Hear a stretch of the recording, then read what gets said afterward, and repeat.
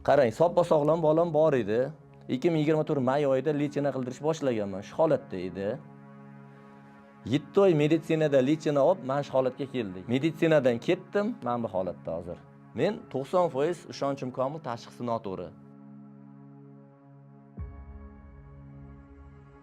Sog'liqni saqlash tizimida shunaqa bardakki, bu bola o'ladi baribir. Bolalar o'lib ketadi. Bularga ko'p pul tikishni hojati yo'q deb o'zini og'zi bilan aytdi. Ayolim bilan o'zimga ketsang ketaver, bolani bermaymiz, samolyotga bo'lmaydi dedik. Tranzit zonada qolib ketdik bizlar. Til bilmaymiz, pulimiz yo'q. Lechena qildi, hech qanday foyda bermadi. Aynan 2019-yil bolalarda mana shu panisofir kasalligi chiqdi. Bolani kasalligi ham bir xil, yoshi ham bir xil, yotishlari ham, simptomlari ham bir xil. Bolam aslida tug'ilishda sog'lom tug'ilgan. Noto'g'ri vaksina qilingan deb o'ylayman. Og'riqli nuqtamiz bolalarimiz kasalligiga hozirgi kunga qadar davo topilmayotganligi. 40-50 tasi o'lib ham ketdi-da. Kimlardir uyini sotdi, kimlardir mashinasini sotdi. Iqtisodiy tomondan nol bo'ldik hozir. Sog'liqni saqlashga ham qatnab, atorib charchadik.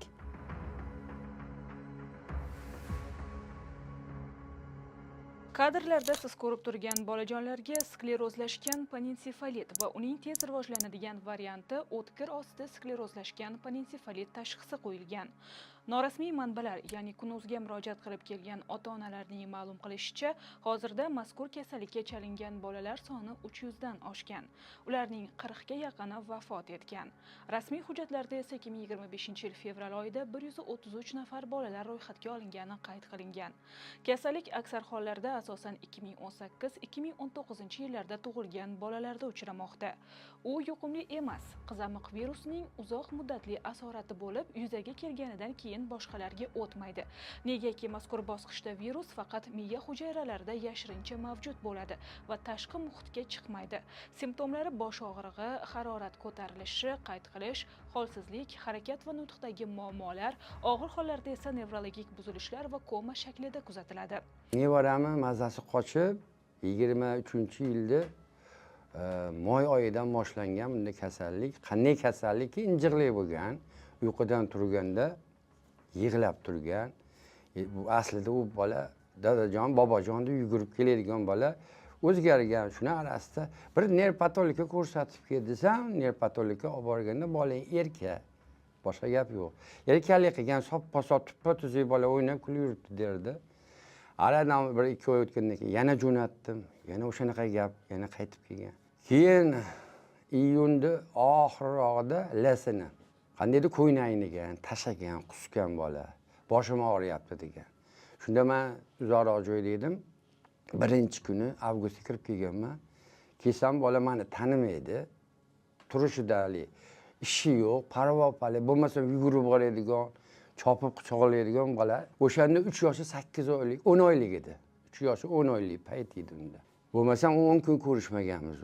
Doktorga olib borish kerak edi. Men oxiri nerv patologga olib borib, miyasiga anaqa qo'yib tekshirganda, unda o'zgarish bor, nimaligini bilmayman degan.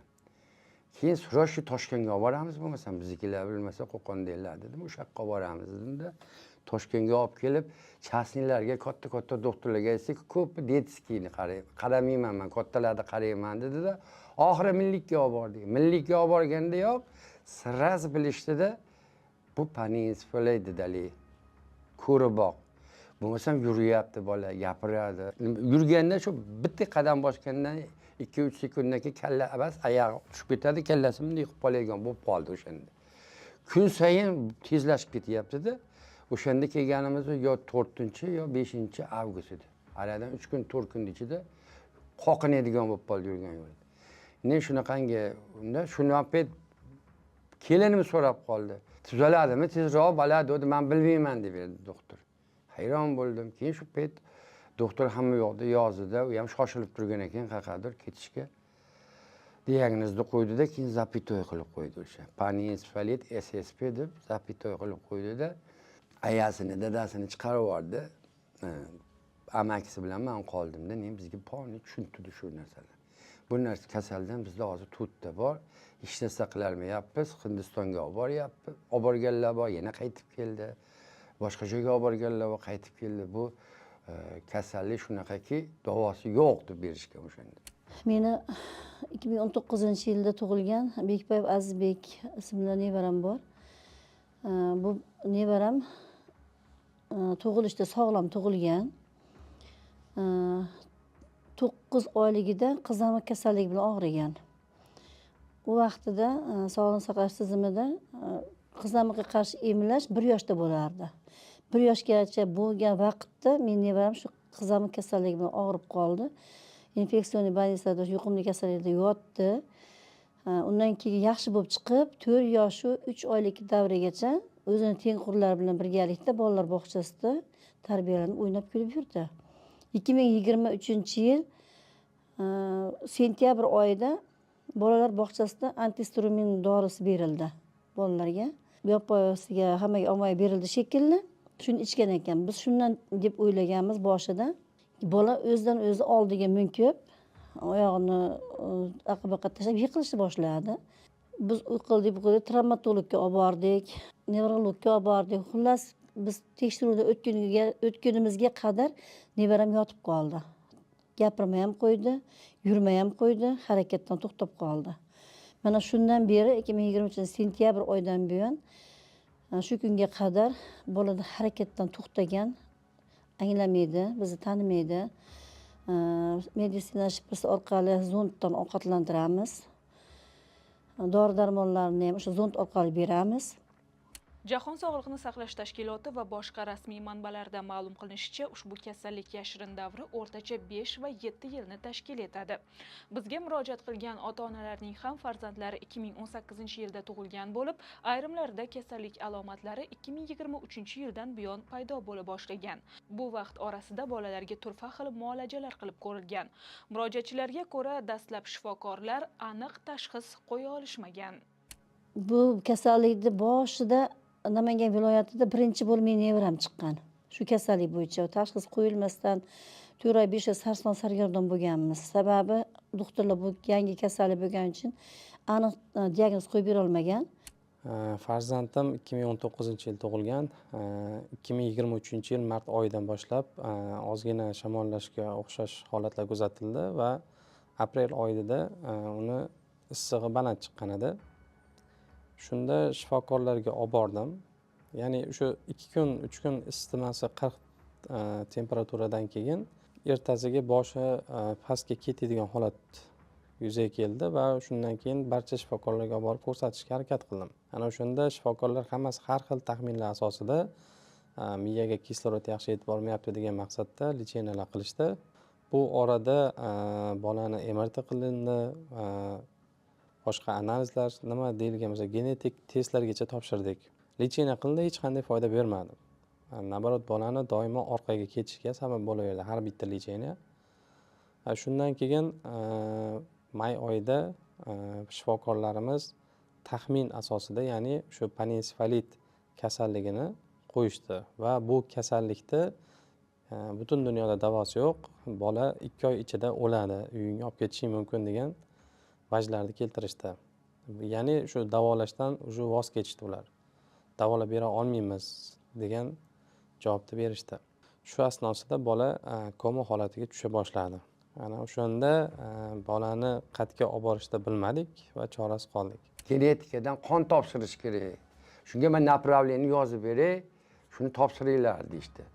Xo'p, mayli dedim, u necha pul turadi dedim. Desam, shu 9 million atrofida deydi. O'sha genetikaga topshirishdi, o'zi 9 million turar ekan. Biz endi bungacha 30 million qilib bilaman, 10 kun ichida saplab bo'ldi-da, dori, darmon hammasiga. Hayron bo'lib, qanaqa qilib topshirishni ham bilmadik, nima qilishni ham bilmadik. Endi mahallaga keldik, u yoqqa bu yoqqa qarindoshlardan o'bu qilib topshirmoqchi bo'ldik. Kuni arasida yana bittasini ko'rib qoldik shu kasaldan. So'rasam, men topshirdim, ustima chiqmadi dedi. Kimdir ko'rib qoldimda, biz topshirdik dedi. Bekorga 9 millionga kuymang dedi. Bu genetikada bas ekan, bu qizamiqda asorati ekan bu. Degandan keyin shu bilan qoldik. Mani 2018-yil tug'ilgan Robiya ismli qizim 2023-yilda Toshkent shahridagi 1-sonli bolalar kasalxonasiga tez yordam orqali olib borganmiz. 1-raqamli nevrolog Shomansurov kafedrasida davolangan va kasalxonani bosh vrachi Moldavaliyevni adashmasam bolangga qaramaymiz Saidkomil olib ketgin, biz bunaqa kasallikni diagnozini to'g'ri qo'ya olmayapmiz deb aytishgan. O'shanda autizm degan diagnoz qo'yishgan. Keyin men Toshkent shahridagi bolalar milliy tibbiyot markaziga olib kelganman. Tez yordam bilan o'tga joylashtirilgandan keyin o'tda ham bolaga aniq tashxis qo'yish olmagan. Bolamda 12 sekund, 15 sekundda sudirga qaytalanib tutqanoq. Bolam reanimatsiyaga tushib qolgan, orada ahvoli og'irlashib. Bolam aslida tug'ilishda sog'lom tug'ilgan, qizamiq virusidan keyin sog'lom hayot kechirgan, bog'chaga borgan, gapirgan, o'ynab kulib sog'lom boladek hayot kechirgan. Bolalar tibbiyot milliy markazida bolamga aniq tashxis qo'yilmagandan keyin bu kasallikni aniq O'zbekistonda davosi yo'qligi, klinik protokoli yo'qligi uchun men yozma ravishda Sog'liqni saqlash vazirligiga murojaat qilganman. O'tda menga javob kelganki, bu kasallik O'zbekistonda yo'q va bu kasallikning klinik protokoli yo'q. Bu kasallik bo'yicha O'zbekistonda tushunadigan vrachchi o'zi yo'q deb javob qaytarishgan. Tibbiy manbalarda qayd etilishicha, kasallik paydo bo'lishiga asosiy sabab qizamiq virusining miya hujayralarida yashirincha qolishi hisoblanadi. Ba'zi bolalarda, ayniqsa emlanmagan yoki immuniteti zaif bo'lgan go'daklar organizmida virus uzoq vaqt yashab, neyronlarda asta-sekin shikastlanish va surunkali yallig'lanish jarayonini boshlaydi. Mazkur kasallikning oldini olish uchun eng samarali chora esa profilaktika va immunitizatsiya ekanligi qayd etilgan. Bu borada bolalarni o'z muddatida emlash tavsiya qilinadi. Farzandida kasallik qanday yuzaga kelgani va rivojlanganini aniqlashga harakat qilgan ota-onalarning muddao etishicha, emlash noto'g'ri yoki kechiktirilib amalga oshirilgan bo'lsa, aks ta'sir ko'rsatib, kasallikning oldini olishi emas, balki yuzaga keltirishi ham mumkin. Qizamiq kasali bo'lganlarga qizamiqqa прививка qilmas ekan. Buni qizamiq bo'lib o'tganligi 4 oyda bo'lgan, 1 yoshga kirganda yana прививка qilgan bo'lgan. Bolalarga noto'g'ri vaksina qilingan deb o'ylayman. Chunki respublika bo'yicha 12 ta viloyat bo'lsa, 12 ta viloyatdan aynan 2019-yil bolalarda mana shu panisofir kasalligi chiqdi. Bolani kasalligi ham bir xil, yoshi ham bir xil, yotishlari ham, simptomlari ham bir xil. Masalan, bir infeksion kasallik bilan yo bir gripp bilan og'riydigan bo'lsak, 3 ta odam 3 xil nimada yotadi. Og'ir ahvolda bo'lgan taqdirda ham holat 3 xil bo'ladi. Bizning bolalarning holati bir xil. Xuddi ataylabdan bir narsa bo'lganga o'xshaydi. Shu vaksinani noto'g'ri qilinganligi deb o'ylayman men. Qizamiq bo'lgan, qizamiqda asorati ham bo'lishi mumkin, lekin aynan qizamiqda asorati shunaqa bo'lib qoldi deb o'ylamayman. Sababi o'zimiz ham qizamiq bo'lganmiz. Biz oldindan bo'lgan qizamiq. Bizni bolalarimiz bo'lgan yillarda men shu o'g'lim dadasi ham bo'lgan. Shuni yana aytib o'tish joiz deb bilaman. Yana hozir endi bu yilga kelib turib 2025-yil bolalardan chiqyapti. Panisofir kasalligi chiqyapti 2023-yil bolalardan. Qarang. Endi u bolalar nima bilan bog'lanadi? Bizni Covid bilan bog'lagan. O'sha qizamiq virusi Covid bilan mutatsiyaga kirishgan degan. 2023-yildagi bolalar nima bilan bog'laydi? Ular ham panisofir etyapti. Shuning uchun vaksina biz ota-onalar hammaning fikri 80% ota-ona vaksinadan deb o'ylaymiz. Shu vaksinani ko'rib, o'ylab chiqib, o'sha paytlardagi arxivlarni ko'tarib ko'rish kerak deb o'ylayman. Chunki hali 2019-yil bolalar juda ko'p respublikamizda sog'lom yugurib yurgan bolalar. Yugurib yurgan bolalardan bitta-bitta bo'lib qo'shilyapti. Bitta-bitta bo'lib guruhimiz ko'payib, kengayib ketyapti. Kuni kecha ham chiqdi. Kuni kecha ham 2 ta mana bizning Namangandan ham 2 ta chiqdi. Farg'onadan chiqyapti, mana Vohadan chiqyapti. Hamma yerdan chiqib kelyapti. To'xtagani yo'q hali. Biz Sog'liqni saqlash vazirligiga o'sha borgan vaqtimizda aytdik-da. Vazirlik o'ziga ham Bosxonovaga ham aytdik. Xo'p, bizning bolalarimiz bular bo'pti. Xo'p, bizga davosi yo'q ekan. Profilaktikachi qo'ygan 2019-yil bolalar profilaktika qilish kerak emasmi bularni? Oldini olish kerak emasmi? Bizni sog'liqni saqlash tizimi umuman izdan chiqib ketgan. Ya'ni shifokorlar yetishtirib chiqishda, ya'ni bilim saviyasini pastligi bu O'zbekistonda hozirgi kunda yosh bolalar o'lim sonini ko'paytirmoqda. Bu o'zimning shaxsiy fikrim va shu fikrimdan misollar ham keltira olaman. Tug'ilgan chaqaloqni shu emlash jarayonida bolani bizda tekshirish holatlari umuman komissiyasi to'liq ishlamaydi. Bu narsani jahon standartidamiz deya vazirlik bizga javob qilishi mumkin, lekin aslida jahon standartida biz Koreya bilan, Amerika bilan, Yevropa davlatlari bilan chiqib gaplashganmiz. Ulardan biz qanday shu chaqaloq tug'ilgandan keyin unga qanday yondashilinadi, emlash jarayoni qanday o'tkaziladi ularda. Biz so'raganimizda har bitta chaqaloqda shu shifokorlarning komissiyasi, ya'ni ular tekshiruvdan o'tkazilib, ya'ni analizlar olinib, tashxisga asosan mumkin yoki mumkin emasligi emlash, o'shandan keyin emlash qilinishi mumkin ekan. Lekin bizda hozirgi kunda o'zimiz ko'rganmiz, bilamiz, shifokorga emlashga chaqiradi, patronaj kirib borsangiz 2 yoki 3 savol beradi. Farzandingiz shamollamaganmi? Ichi ketmayaptimi yokida yana ayrim bir savollari. Va shu savollarga faqatgina patronaj nima deydi, o'sha emlash qiluvchi hamshira shu savoldan keyin yo'q deb javob bersa onasi, shu bilan emlashni ular boshlab yuborishadi. Bu bolani organizmida qanaqa holat kuzatilayotganini hech kim bilmaydi, hatto ona ham. Balkim endi shamollash boshlangandir, balkim unda nevrologik qanaqadir o'zgarish bo'layotgandir. Bu kirib borayotgan organizmga emlash bu ham bir virus. Ya'ni shu kuchsizlantirilgan virus. Lekin ushbu virus kirgandan keyin bolani immuniteti pastligi bilgan zahoti o'zini ta'sirini ko'rsatishi mumkin ekan. Ya'ni ko'p holatlarda DTP holatlariga olib kelishi mumkin, bolani nogiron qilib yokida bolani nima deydi, eng og'ir holatlarda o'lim holatigacha olib kelishi mumkin ekan. 2019-yil qizim bor edi, qizalog'im bog'chada vaksina qilgan. 2023-yil 13-dekabr kuni qizamiqqa qarshi vaksina qilgan, noroziligimizga qaramasdan, bizga aytmasdan qilgan. 2024-yildan boshlab kuchlarni ko'rsatib boshladi. Vaksinadan ekanligini bilmadim. Orada yurdim, 5-6 oydan keyin qizim Sampiga yotqizdik. Sampida davolandi, og'irlashaverdi. Qancha lechini olsak og'irlashaverdi. Keyin so'ng chetga olib ketdik. Taqdir taqozosi bilan Hindiston ketayotganda, Abu Dabi orqali ketayotganda tranzit zonada qolib ketdik bizlar. Til bilmaymiz, pulimiz yo'q. Tranzit zonada qolib ketdik-da, bizga birinchi yordam ko'rsatgani kelishdi. Va bizani dunyo reytingidagi birinchi o'rin darajada turayotgan kuchli больницаga olib bordi. Bu yerda vrachlari inson ekan, musulmon ekan. Ayolim bilan o'zimga ketsang ketaver, bolani bermaymiz, samolyotga bo'lmaydi dedi. Kerak vaqtda biletingni ham tiklab beraman dedi-da, 1 oy bolamga tekin qaradi. Menga, ayolimga, bolamga ehson yo'li bilan qarashdi. Va vrachlar O'zbekistonga olib tashlab ketishdi. Milliy bolalar, o'sha mashhur Milliy bolalar tibbiyot klinikasiga, butun dunyo qo'yilmayotgan tashxislar qo'yadigan tibbiyot klinikasiga va olib kelganimizdan 2 soat o'tar o'tmas olib ketdim bolamni. Ularga ishonmadim. Shuncha 70 ta A4 formatdagi qog'ozda analiz javoblari bor. O'sha qaramayapti, ishonmayapti. Ushbu kasallik tez rivojlanishi va yuqori o'lim ko'rsatkichlari bilan xavfli hisoblanadi. U kam uchraydigan va surunkali bo'lgani, shuningdek, turli virusli yoki immun tizimi buzilishlaridan kelib chiqishi sababli davolashni murakkablashtiradi. Kasallik alomatlarini bartaraf etishga yordamlashuvchi aniq preparat yoki dori-darmon vositasi, shuningdek, davolash uslubi ham ayni vaqtda mavjud emas. Bu borada tegishli tashkilotlarga bir necha marta murojaat qilingan, biroq natijalar qoniqarli bo'lmagan. Viloyat shifoxonalarida bu kasallikka qilingan joylar ham talabga javob bermaydi.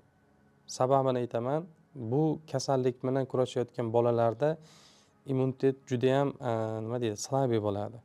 Oddiygina gripp bo'lishga ham bu bolalarda haqqi yo'q. Sababi bitta virus bilan kurashayotgan vaqtida boshqa kasallik unga organizmga kirib kelsa, umuman bola kurasha olmaydi.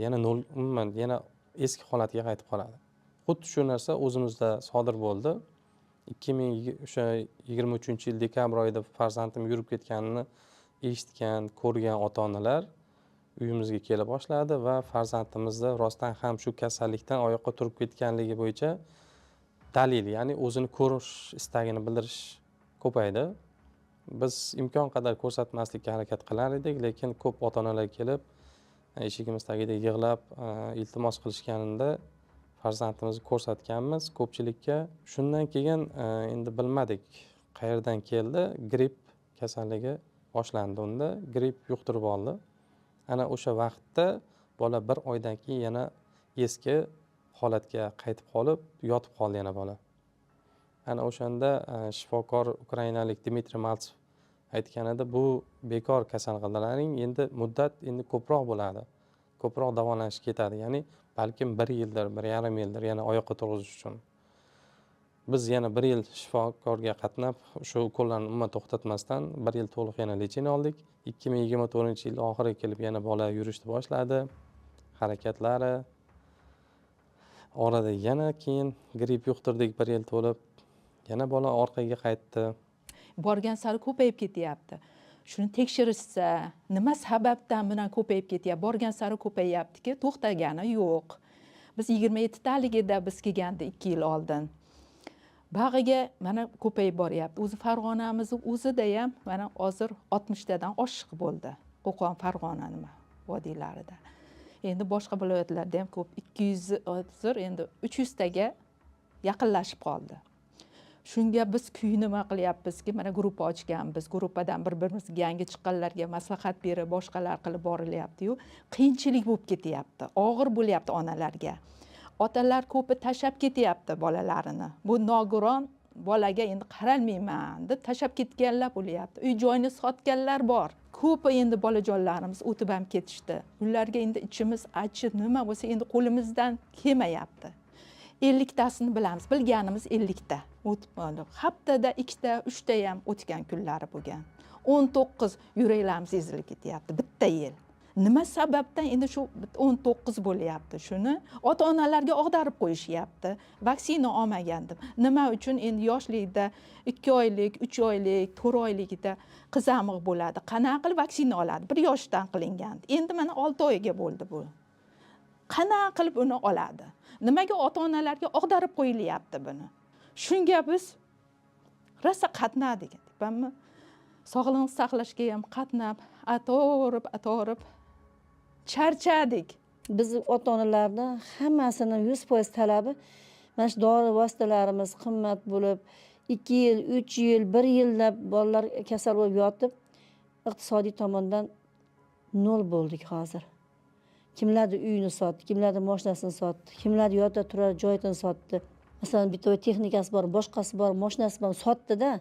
Hozirgi kunda muammolar juda ham ko'p yana, juda ham ko'p. Birinchi muammo biza, ya'ni sklerozlashgan panensefalit kasalligiga uchragan bolalar imtiyozli orderini kuni 10 kun edi, 5 kunga qisqartirildi. Sabab Sog'liqni saqlash vazirligidan bitta aqlli mutaxassis va Iqtisod va moliya vazirligidan bitta mutaxassis ushbu kasalxonaga kelgan va malakalagan. Ya'ni panensefalit kasalligiga 10 kun emas 5 kun bo'ladi. Oldingi summasi 27 milliondan oshiq edi, 27 million 600 edi, hozirgi kunda 7 millionga qisqartirib qo'ygan. Men Sog'liqni saqlash vazirligiga murojaat qildim.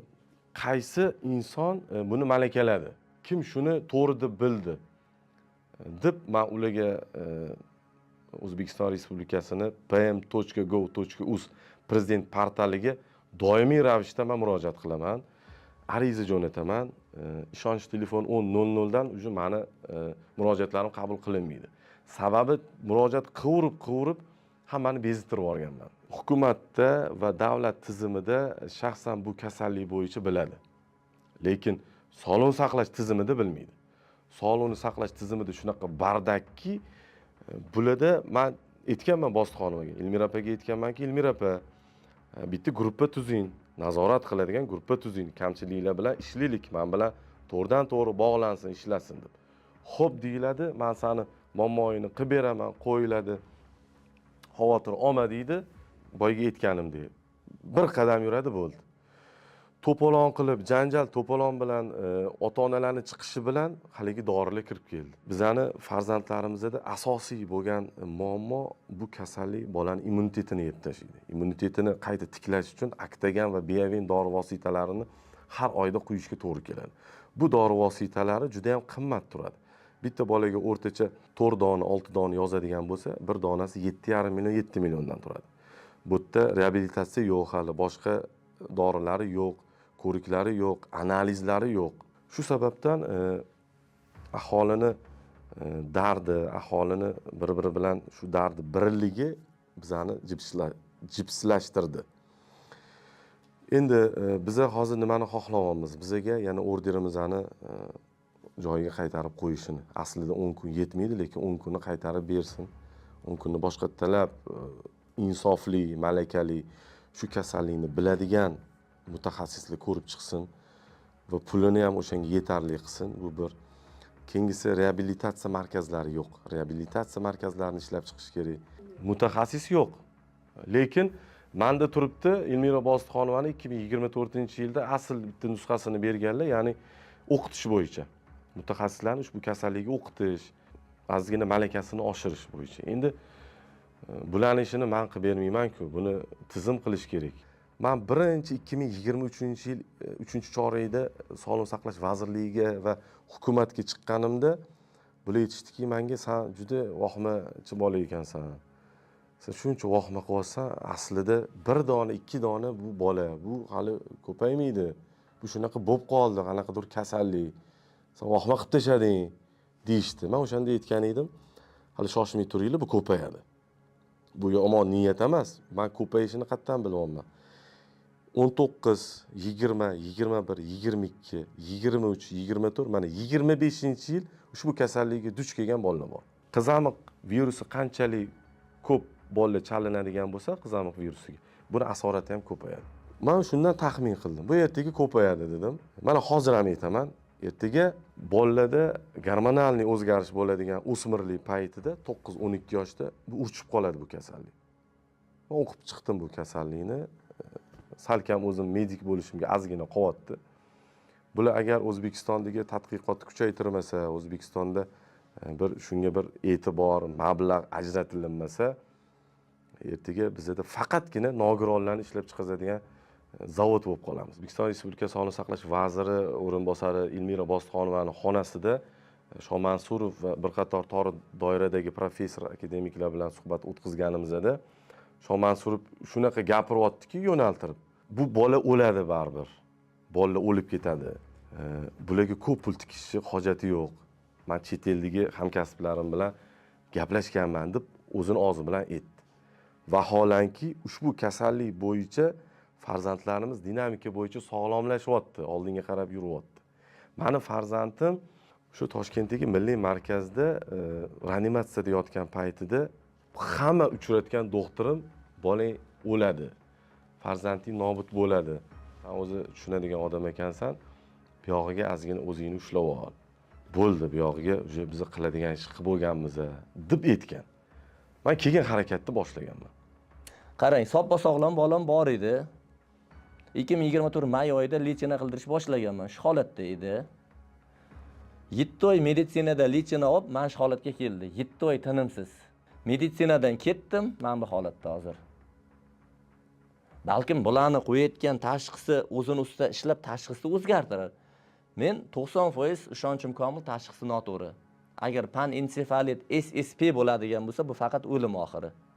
Biz ham bolalar turganlari bo'lyapti joyidan. Shunga hozir biz nima qilamiz, shunga hayronmiz.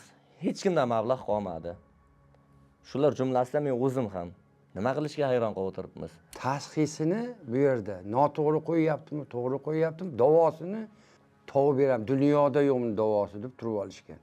Bo'lmagan taqdirda ham ko'payib ketyapti haddan tashqari. Buni olimlarni yig'ib, to'plab, yangi mayli qarilarni chaqirmasa, yoshlari ko'p, zamonaviy olimlarni olib kelib, bitta banisacha ochsin kichkinaginada, o'sha yerga hammani yotqizib, joylab tekshirsin. Izlanishlarimiz, qidirishlarimiz natijasida Ukrainada professor Dmitriy Maltsov degan immunolog professori topganmiz. O'shani professori onlayn kursi asosida bolalarni davolab keldik. Va u professor menga aytdiki, bolangga dedi, sudurgisini qoldirish uchun dedi, klonazepam degan psixotrop dori berishing kerak dedi. Shu dorini qidirishni boshladim. Butun Toshkent bo'yicha, O'zbekiston bo'yicha, O'zbekiston bo'yicha bu dori umuman yo'q ekan, sotuvda bo'lmagan. Meni faoliyatim, sog'liqni saqlash tizimiga bo'lgan faoliyatim ana o'shanda boshlandi. Dori bo'lmagandan keyin O'zbekistonga ushbu dorini olib kelish va dori-darmon aksiyadorlik o'sha kompleks dorixonalarida sotilishini yo'lga qo'yish uchun men ariza bilan murojaat qilishni boshladim. Men Qozog'istondan ushbu dorini olib kelganimda ikkita dona O'zbekistonda 2 dona 2 nafar bola ushbu kasallikka duchor bo'lgan edi. Mana hozirgi kunga kelib biz guruh tuzganmiz. 258 nafar bola ushbu qizamiq virusining asorati o'tkir osti sklerozlashgan panensefalit kasalligiga uchragan. Bundan tashqari 40 ga yaqin nafar bola nobud bo'ldi. Nobud bo'lishiga asosiy sabab O'zbekistonda ushbu kasallikni davolanish jarayonini bilmasligi. Ushbu kasallik juda ham bir noyob, kamyob, juda ham bir qiyin va xavfli va mablag' ko'p talab qilinishligi bilan barobarida tushuncha bo'lmaganligi uchun bolalar birin-ketin nobud bo'ldi. Men Qozog'iston Respublikasidan klonazepam dorisini olib keldim. Toshkent shahridagi bolalar tibbiyot markazidagi vrachga berdim. Vrach farzandimga bergandan keyin sudirgisi sirazi to'xtadi, qoldi. Darhol qoldi va buni ko'rgan doktor, Toshkentdagi vrach mendan bu dorini so'rashni boshladi. Bu kasallik ko'payyapti.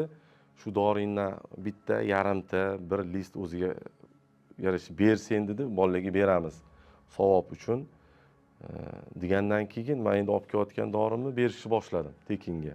Chetdan olib kelgan dori vositalarimizda O'zbekiston meditsinasida, ya'ni protokolida yo'qligi sababli ko'p shifokorlar bu lecheniyalar qilishdan bosh tortishdi shu payt. Shunda ham chorasizlikdan ularda har bitta talablariga binoan nima deydi, qarshiligim yo'q, ertaga shu nima bo'lsa ham o'zimdan degan ma'noda roziliklar yozib berganmiz. Sababi bizda umuman chora qoldirishmagandi. Chunki farzandingni olib ketaver, baribir 2 oy mobaynida ichida bola nobud bo'ladi. Har bitta shifokor shu qo'rqmasdan ota-onaning yuziga qarab, bolang o'ladi degan so'zlarni takror aytishardi. Shu bois biz o'sha lecheniyani boshladik. Boshlaganimizda bizda birinchi haftasidayoq rezultat bera boshladi. 2 haftada bola ancha yaxshilandi, ya'ni ko'zini u yoq bu yoqqa qaratib, odamni kirgan odamni anglay boshladi. 2 hafta o'tib, 3-haftasida bolani qo'llari ishlashni boshladi. Qo'liga narsa bersangiz tuta boshladi. Undan keyin 1 oy to'liq bo'lganda bola kulishi, ya'ni odamga bemalol qarab hammani taniy ola boshladi yana. Bu lecheniyamizdan keyin yonimizda xuddi shu biz kabi o'sha shifoxonada kelgan qolgan bemorlar ham, ya'ni shifokorlar bu holatni ko'rib, kuzatib, o'zgarish borligini bilgandan keyin qolgan ota-onalar ham boshlashdi. Ushbu lecheniyani biz olganimizda 5 oy to'lib, ya'ni dekabr oyiga bola o'rnidan turib bemalol yurib ketdi va o'sha 3 yoshli bola aytadigan so'zlar, ya'ni oyi, dada, qorni och qolsa suv, non bering. Ya'ni yosh bolalar uyg'onganda ona deb yig'lab shunaqa turishlari xuddi eski holatiga qaytdi-da bola. Hozir raqamlarda 250 dan oshgan. Bu o'zim ro'yxat qilib chiqqanim. Har bitta bolani bu ham tasdiqlanganlarini, ya'ni ro'yxatga kiritaman. Biz eng asosiy og'riqli nuqtamiz bolalarimiz kasalligiga hozirgi kunga qadar davo topilmayotganligi. Biz qilayotgan dorilarimiz virusga qarshi preparatlar, dorilar shuni beryapmiz. Faqatgina bolani hayotini saqlab turish uchungina berilyapti bular. Bu imkon qadar haligi tuzalish nimasiga qarshi bir dori darmon yo'q. O'ylab chiqilmagan shu narsa. Olimlarimiz bunisi ishlayaptimi, ishlamayaptimi bizga qorong'i, lekin hali hanuz 2 yildan beri hali bu kasallik davosi topilgani yo'q. Butun dunyoda kasallik davosi yo'q deyilyapti. Endi bu bolalarimiz dori darmonlariga kelsak, shu nevaram kasal bo'lgandan keyin sudirgilar, uchishlar, endi har qanday nima deydi, beixtiyor harakatlar ko'payib ketgan bo'ladi. Endi bularni qoldirish uchun klonazepam degan dori berishimiz kerak bo'lgan. Bu dorini Sog'liqni saqlash vazirligiga yugurib 1,5 yil yugurib olib keltirdik bu narsani. Ungachalikka chet davlatlardan, Rossiyadan, Qozog'iston, Qirg'izistonga olib kelganmiz. Mana hozirgi kunga kelib endi baklafen dorisi endi kirib keldi. Baklasan dorimiz bor edi. Buni ham shunaqa qiyinchiliklarni olib kelganmiz. Arzongina dorini qimmat narxlarga olib kelganmiz. Tamojnada tutilib qolib, ushlanib qolib, shunaqa bo'lib olib kelganmiz-da endi. Xullas hozir dori darmonlari ham qimmatda, bolalar dori darmon qimmat. Qanday yordam berilyapti sizlarga? Bizga hozir endi o'zimizni yugurib yurishimiz natijasida bir 10%, 20% yordam berildi deb o'ylayman, Sog'liqni saqlash vazirligi tomonidan. Yordam bergan klonazepam dori vositasi kirdi, baklafen dori vositasi kirdi O'zbekistonga. Lekin bizni asosiy talablarimiz bolalarimizga alohida bir banisa yoki bo'lmasa juda bo'lmaganda alohida bir bo'limmi, panisapatlar bo'limi ochib berishini talab qilyapmiz. Reabilitatsiya, zamonaviy reabilitatsiya markazlari so'rayapmiz. Chunki bolalarimiz hozir ozgina bo'lsa ham stabil holatga o'tdi. Harakatlantirish kerak, krenizepam, baklasan dorilar ichirib bolani uxlatib qo'yganmiz, harakatdan qolgan. Endi hozirgi kunda o'sha reabilitatsiya markazlari bo'lsa, biz bolalarimiz elfaka massajlarini davlat tomonidan, davlat tasarrufida bo'lsa, bizga bir yelkamizni tog' ag'darilgandek bo'lardi. Sababi hammasi borib iqtisodga borib taqalyapti. Murojaatimiz sog'liqni saqlashni teshib tashladik. Misol uchun rosa ko'p qildik. Sog'liqni saqlashdan keyin bosh vazirga chiqib ariza tashladik. Undan keyin prokuratura bilan SMBga ham tashladik. Biz qo'rqdikda, bu sun'iymi, tabiiymi bu virus? Haqiqatdan ham qizamiqdan bo'lganmi, yo'qmi? Endi hal qilinyapti. Tamom, boshqa gap yo'q. Hal qilinyapti. Sog'liqni saqlashga aytyapti-ki, bu yerda 80% tuzalmaydi, 20%gacha tuzaladi degan. 20% bo'lsa ham 100 ta boladan 20 tasi tuzaladi degan harakatdaman. Qaytyapman, shu 100 ta boladan 20 tasi saqlab qolasiz-ku. 200 tadan oshiq. O'zi aslida 300 taga borsa kerak edi. 40 ta 50 tasi o'lib ham ketdi-da. Hozir tirillari meni mo'ljalimda 200 tadan oshiq. Hozirgi kunda. Xuddi shunaqangi palaz bo'layotgan. Endi uni qo'yavering. Bolalar nevrologiyasi bo'yicha qo'rqasiz poliklinikaga borsangiz. Hamma joyda men ko'p tekshirib ko'rdim. Andijonda ham bordim, bir kirib, boladan bir doktorlardan sovet olaman deb, o'zimiz Toshkentda ham, xususiylarda ham hammasi nevrologik bolalarning kasallari ochilib turadi. Nimaga bunaqa bo'lyapti? Buni olimlarimiz o'rgansin. Bu asosan miya sohasida nevrologik. Biz mazkur masalada izoh so'rab Sog'liqni saqlash vazirligiga murojaat qildik, lekin doimgidek so'rovlarimiz javobsiz qoldirildi. Men prosta o'zimizni yurtimizdagi olimlarga iltimosim bor. Shular birlashsa, mana shu kasallik bo'yicha bu hukumatimiz bir joy qilib bersa bularga. Shu 10 tami, 20 tami, 30 ta bolani olib, bir boshqa shuni tekshirib, mayli dunyoda yo'q bo'lsa, O'zbekistonda shuni davosi topilib qolar. Hozircha rasmiy tasdiqlangan profilaktik choralar mavjud emas. Shifokorlar bolalarda nevrologik simptomlar paydo bo'lsa, darhol shifoxonaga murojaat qilishni, vaksinatsiya va virusli infeksiyalarni oldini olish choralarini kuchaytirishni tavsiya qilmoqda. Sog'liqni saqlash tizimi uchun esa mutaxassislar malakasini oshirish masalasi dolzarb bo'lib qolmoqda. Biz bu borada mas'ullardan amaliy harakatlarni kutamiz.